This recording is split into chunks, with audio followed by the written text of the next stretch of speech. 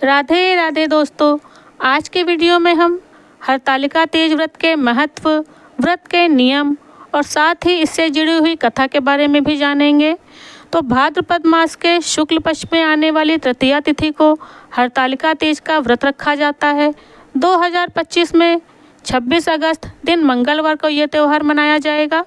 इस दिन सौभाग्यवती स्त्रियां अपने पति की लंबी उम्र के लिए निर्जला व्रत रखती हैं और कुंवारी लड़कियां अच्छा वर पाने की कामना से भगवान शिव, गणेश जी और माता पार्वती जी की मिट्टी से बनी हुई प्रतिमा की पूजा करती हैं। अब जानते हैं इस व्रत के कुछ नियमों के बारे में। तो इस व्रत को रखा तो तीज में जाता है, मतलब तृतीया तिथि को रखा जाता है, लेकिन इसका पारण चतुर्थी तिथि में ही किया जाता है। अगर आप शादी के बाद पहली बार तीज का व्रत रखने जा रही हैं तो अच्छे से नियम पता कर लें, मतलब अपने बड़े बूढ़ों से इस व्रत के नियम पता कर लें, क्योंकि जिस तरह से आप पहली बार व्रत रखेंगी, पहली साल व्रत रखेंगी, उसी प्रकार आपको हर साल ये व्रत रखना होगा। और एक बार व्रत रखने के बाद इसे छोड़ना नहीं होता है, बल्कि जीवन भर इस व्रत को रखना ही होता है। तीज व्रत में जल, अन्न या फल कुछ भी ग्रहण नहीं करते। ये व्रत निर्जला रखा जाता है। श्रद्धा भाव से शिव परिवार की पूजा करते हैं और रात्रि में सोया नहीं जाता है, बल्कि जागरण करके भगवान का भजन कीर्तन करते हैं और अगले दिन सुबह ही व्रत का पारण करना होता है। हरतालिका तीज पे इससे जुड़ी हुई कथा जरूर सुनना चाहिए। कहते हैं कि ये कथा सुनने से व्रत का पूरा फल मिलता है।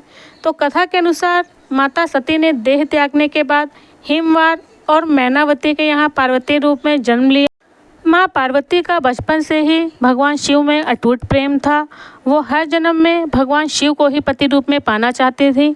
उन्होंने हिमालय पर्वत के गंगा तट पर बचपन से ही कठोर तपस्या शुरू की। इस तप में उन्होंने अन्न और जल का त्याग कर दिया था। खाने में मात्र सूखे पत्ते ही चबाया करती थी। माता पार्वती की ऐसी हालत देखकर उनके माता पिता बहुत ही दुखी थे। एक दिन देवर्षि नारद भगवान विष्णु की तरफ से पार्वती जी के विवाह का प्रस्ताव लेकर उनके पिता के पास गए।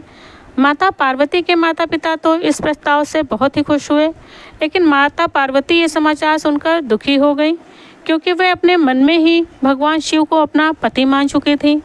अब उन्होंने अपनी बात अपनी सखी को बताई और इस शादी का प्रस्ताव ठुकरा दिया।